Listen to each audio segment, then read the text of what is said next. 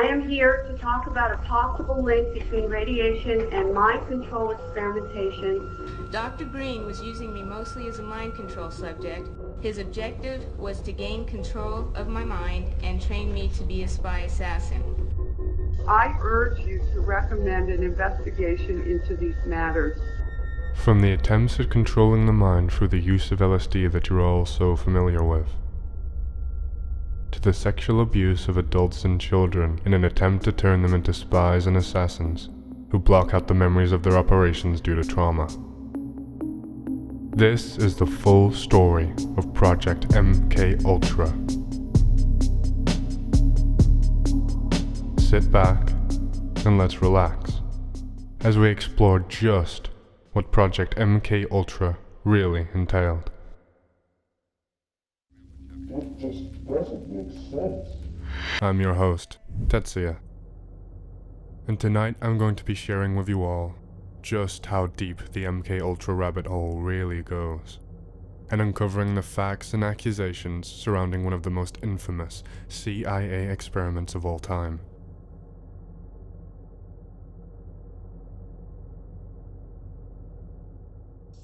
Thank you for making the effort to come up to speak to us today. Okay. I'm going to start. My name is Valerie Wolf. In listening to the testimony today, it all sounds really familiar. I am here to talk about a possible link between radiation and mind control experimentation that began in the late 90s. The main aim of Project MKUltra was to be able to create a special drug, substance, or procedure that would allow the United States government to weaken the minds of those that they desired and grant them the power to force confessions during interrogations using a mind control of sorts. This project was officially sanctioned in 1953 and wasn't officially halted by the US until the year 1973. 20 years of research and development focusing solely on controlling the minds of interrogation subjects and forcing them to give the confessions that the CIA desired. The project used various methods in order to achieve their goals, including the administration of dangerously high doses of different psychoactive drugs and other drugs such as LSD, mescaline, heroin, barbiturates, morphine, psilocybin, and more. They also used electroshocks to try and control the mind, sensory deprivation, hypnosis, torture, and sexual abuse. I have specialized in treating victims and perpetrators of trauma and their families. When word got out that I was appearing at this hearing, nearly 40 therapists across the country, and I had about a week and a half to prepare. According to Stephen Kinzer, Project MKUltra was a continuation of the work that began in World War II-era Japanese facilities and Nazi concentration camps. He also wrote that the use of mescaline on subjects was a practice that Nazi doctors had begun in Dachau concentration camps.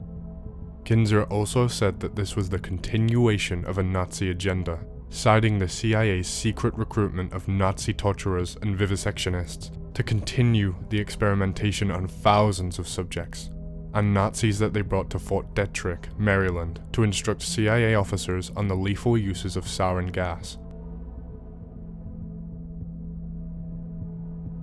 Furthermore, at the end of the Second World War, the US gave the researchers of the Japanese Research and Experimentation Unit 731 a pardon in exchange for all of their research gathered from experimenting on humans. Some of these experiments included forced pregnancy, exposing the pregnant women to diseases and being shot in non-fatal areas, and finally opening them up and studying the effects of all these things on the unborn fetus. This unit faced no repercussions for the war crimes, and the US pardoned them in secret. Kinzer also states that Project MKUltra was partly inspired by these tests, as well as the Nazi experimentation. The project was initially very broad, and researched the effects of drugs and other experiments at 80 different institutions, which included hospitals, universities, and prisons, all carried out under the noses of the general public. Many volunteers for the project were unaware of the kind of experiments that they were volunteering for due to the secrecy of the project, and did not know the nature of the experiment even as the psychoactive drugs began to kick in.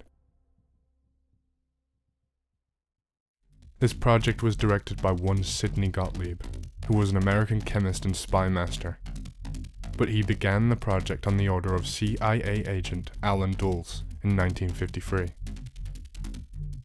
Other names that have come to light are Dr. Sidney Gottlieb and Dr. Martin Orne, who it is reported were also involved in radiation research.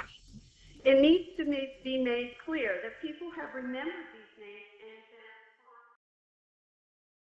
and Gottlieb initially joined as a poison expert and quickly received the nicknames Black Sorcerer and Dirty Trickster, thanks to his hand in lethal poison and drug experiments that the subjects had usually not given their consent for, and were unaware of the lethality of the experiments. The project began because the United States were worried that the Soviets were already performing these kinds of tests and experiments, so the US wanted to fight back and beat them to developing an effective mind control. The US wanted to use the same techniques that were reportedly used by the Koreans and Chinese on US prisoners of war during the Korean War.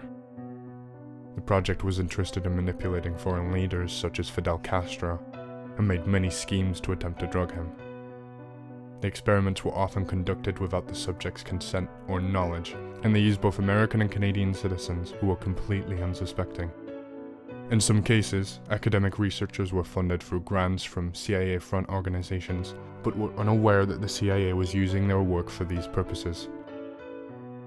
Some historians, and also some survivor accounts and testimonies, suggest that one of the alternative goals of the project was not just to coerce confessions out of prisoners, but also to develop a form of mind control that would allow them to manipulate people into becoming spies or performing secret tasks and operations that they would forget due to the trauma that they had endured and also the brainwashing. It's possible, and is also claimed by historian Alfred W. McCoy, that the CIA have deliberately shifted the media's attention on some of the more ridiculous programs in order to divert the public's attention away from some of the more sinister crimes that they committed. In 1973, CIA Director Richard Helms ordered that all files pertaining to MKUltra were to be destroyed, which hampered any investigative efforts into the project, and the CIA's involvement. Only a very small number of documents survived the order of destruction, but in 1977, a request under the Freedom of Information Act uncovered a cache of 20,000 documents that contained information about Project MKUltra and makes up a large part of the information that we have available to use about Project MKUltra today. and pain induction techniques such as electric shock, use of hallucinogens, sensory deprivation, hypnosis, dislocation of limbs, and sexual abuse is remarkable. There is almost nothing published on it. At the request of the CIA, the mind control experiments of Project MKUltra were exported to Canada, where they set up a new institution and recruited British psychiatrist Donald Ewan Cameron to head these experiments. These were dubbed the Montreal experiments, and they started out as an attempt to treat schizophrenia and cure people of it, but it eventually devolved into something much, much worse. These experiments were conducted at the Allen Memorial Institute of McGill University. The subjects that came in were not volunteers for mind control experiments, but were instead unsuspecting Canadian citizens who were suffering from common conditions such as anxiety disorders and postpartum depression, and they came seeking help for these conditions. Cameron created a brand new theory of his own, which he called psychic driving, which caught the attention of the CIA. Initially, Cameron had been hoping to cure people of their schizophrenia by eradicating all of their existing memories and eventually reprogramming their psyche entirely. Cameron used LSD and various paralytic drugs, as well as electroshock therapy at 30 to 40 times more powerful than the normal power used in previous MKUltra electroshock experiments. For his driving experiments, Cameron would use drugs and electroshocks to induce comas in his patients, which lasted for weeks on end, and in one case lasted 3 entire months, all while playing simple, repetitive words, noises, or sentences on a loop while they were comatose, in order to wipe their memories and make them a blank slate when they awoke. Cameron had the repetition of these words last up to 16 hours a day, and the messages, which were either personal, negative, or positive, could be repeated 500,000 times in a single day. One of the worst of all the experiments were the sensory deprivation experiments that Cameron performed. He was inspired by the work of Donald Hebb, and included his techniques in his treatment. Cameron would deprive patients of their senses by covering their ears, eyes, or skin, while constantly injecting them with LSD and other drugs to keep them in a constant state of paralysis. They were also given very little food and water over the course of this procedure, and instead focused on injecting them with different substances. Of course, these experiments failed to have their intended effect, and instead caused many horrible side effects in the patients, including urinary incontinence, amnesia, forgetting how to talk, forgetting their parents, and believing that their interrogators were their parents. It is estimated that Cameron experimented on a total of 300 different Canadian citizens, but it is unknown exactly just how many he experimented on. None of them had given informed consent to the procedures that they underwent, and the patients experimented on were both adults and children alike. Many of the patients suffered from retrograde amnesia for the remainder of their life, and had to relearn a majority of the basic skills that they possessed before being experimented on. Some of the patients were in a childlike state, and even had to be potty trained by their family, who described them as even more emotionally unstable than before, and many were unable to live a normal life afterwards. To this day, the topic of the experiments of Montreal have been kept in the dark by the CIA, who actively prevent information about these experiments from being leaked to the public, whether that be through destruction of files or signing non-disclosure agreements. In 2017, the Canadian government reached an out-of-court settlement with the daughter of one of the patients, paying $100,000 in exchange for dropping the legal case and signing a non-disclosure agreement, which would prevent her from talking about the settlement.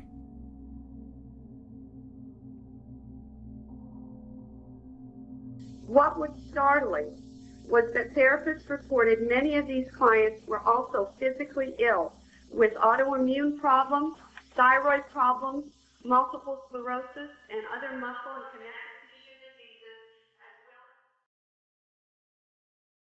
well. In the early 1950s, in areas under the control of the US and Europe and East Asia, which mostly consisted of Japan, Germany, and the Philippines, the CIA constructed secret detention centers so that the United States could avoid criminal prosecution for the experiments that they wanted to perform. The CIA went out and captured people who they believed to be enemy agents and expendable, and placed them in these detention centers in order to use them for torture and human experimentation. They interrogated the prisoners constantly, all while force-feeding them different psychoactive drugs, subjecting them to electroshock therapy, making them undergo extreme changes in temperature, and subjecting them to sensory isolation in an attempt to better understand how to control and destroy the human mind in the most effective way possible. This all started during the Korean War, when the US received reports of American prisoners of war being experimented on in Korean prisons, and who the United States feared were being turned into Manchurian candidates. The idea was that these American prisoners were being experimented on and being tortured in order to turn them into sleeper agents that they could use against the United States. These reports inspired the US to devise their own scheme to create sleeper agents, which they called MONARCH programming. MONARCH programming is a form of mind control reportedly used by many covert organizations, which the US tested on both civilians and the military. The entire aim of this programming was to traumatize the subject through the use of electroshocks, torture, mental and physical abuse, and mind games in order to get the victim to disassociate from reality, which is a natural response when someone is subjected to unbearable pain. The subject's ability to disassociate is a major requirement, and it is, apparently, most readily found in children that come from families with multiple generations of abuse. Mental disassociation would enable the handlers to create walled-off personas in the subject's psyche, which can then be programmed and triggered at will. The idea was for the subjects to experience so much trauma that they would disassociate with whatever they were tasked with, and forget after completing the task, leaving no trace or evidence behind. This would create a compartmentalized set of identities in the same person that could perform tasks and then be unaware of what they had done. People who were broken in this way were intended to be turned into couriers for illegal drugs and into assassins and spies. Experimental subjects were subjected in various sub-projects to experiments involving sensory deprivation, sexual abuse, verbal abuse, and other forms of psychological manipulation. The CIA was particularly focused on eliciting an experience of self-blame in the victims of experiments, bringing them to believe that they themselves were responsible for the methods employed upon them rather than the torturers. The primary goal was to determine and undermine every aspect of the target's sense of self: cultural, sexual, physical, emotional, and sociological. On February 19, 1954, Morse Allen simulated the ultimate experiment in hypnosis, the creation of a Manchurian candidate or programmed assassin. Allen's victim was a secretary, whom he put into a deep trance and told her to keep sleeping until he ordered otherwise. He then hypnotized a second secretary, and told her that if she could not wake up her friend, her rage would be so great that she would not hesitate to kill. Allen left a pistol nearby, which the secretary had no way of knowing was unloaded, even though she had earlier expressed a fear of firearms of any kind. She picked up the gun and shot her sleeping friend. After Allen brought the killer out of her trance, she had apparent amnesia for the event, denying that she would ever shoot anyone. With this experiment, Morse Allen took the testing as far as he could on a make-believe basis, but he was neither satisfied nor convinced that hypnosis would produce such spectacular results in an operational setting. All he felt he had proved was that an impressionable young volunteer would accept a command from a legitimate authority figure to take an action she may have sensed would not end in tragedy. She presumably trusted the CIA enough as an institution and Morse Allen as an individual to believe that he would not let her do anything wrong. Morse Allen kept requesting prolonged access to operational subjects, such as the double agents and defectors on whom he was allowed to work a day or two. The hope was to take an existing ego state, such as an imaginary childhood playmate, and build it into a separate personality, unknown to the first. The hypnotist wanted to communicate directly with this schizophrenic offshoot and commanded to carry out specific deeds, about which the main personality would know nothing. It is unknown whether the United States were able to completely hypnotize a person and turn them into a Manchurian candidate, due to the destruction of so many files. Furthermore, if, as the evidence suggests, some of these people were used in radiation experiments, there might be information in the mind control experiment files on radiation experiments. In 1995 and 1996, 3 witness testimonies about the horrors of MKUltra were shared in a court, in front of a judge and jury, after talking to a therapist by the name of Valerie Wolf. These people claimed to have been unaware of the sexual abuse and other torture that they suffered from a young age at the hands of MKUltra, due to the trauma that they endured, which caused them to forget the things that they experienced and repressed it. One of the victims claimed to have been part of the project from as young as age 7, and stated that the brainwashing they endured included torture, sexual abuse, electroshock therapy, powerful drugs, hypnosis, and death threats. According to the rest of the testimony, they claimed that the CIA then induced amnesia in them in order to prevent them from recalling these terrifying sessions, and to cover up any evidence that could be used against them. Both Wolf and her patients stated that they recovered the memories of the CIA program without regression or hypnosis techniques. In other words, these patients spontaneously discovered this information about themselves and their past. Although the committee was mainly concerned with radiation, they permitted Valerie and her patients to testify because, astonishingly, several doctors who had administered the mind control experiments had also been identified by other Americans secretly exposed to radiation. Prominent names surfaced in the March 15th testimony.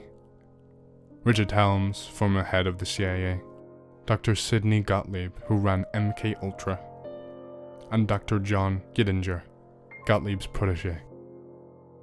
These men and others were directly accused of participating in grisly mind control effects on children. These testimonies were dismissed in court and received no media attention, but video evidence of the testimonies and transcripts of these testimonies are available online. Chris DiNicola was another of Dr. Wolf's patients who testified, and even named her controller as Dr. L. Wilson Green, who was also reported by other supposed mind control subjects.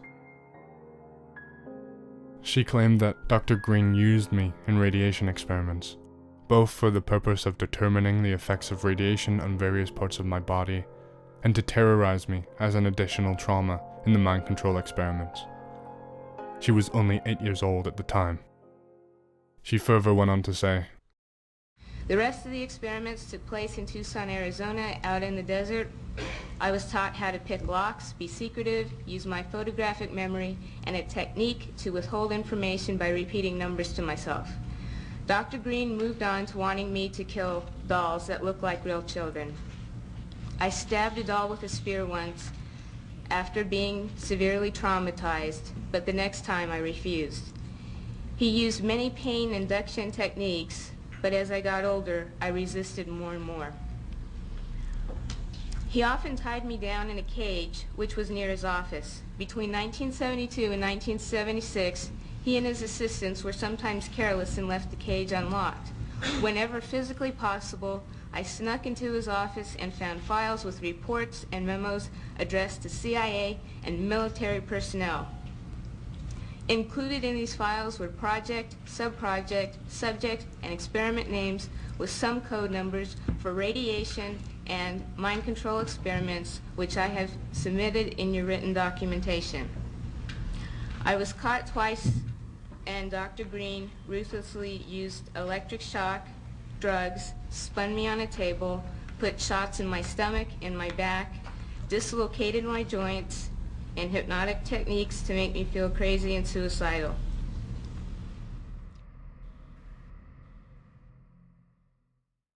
I know I can get better. I am getting better. And I know others can too, with the proper help. Please help us in an effort to prevent these heinous acts from continuing in the future. Thank you very much.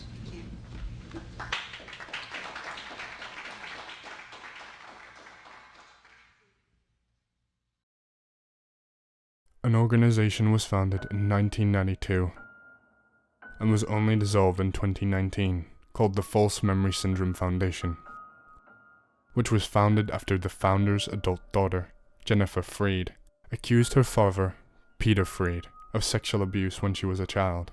The foundation sought to discredit Jennifer's accusations and many other people's accusations, and said that their now adult children were victims of therapists who encouraged the recovery of false memories.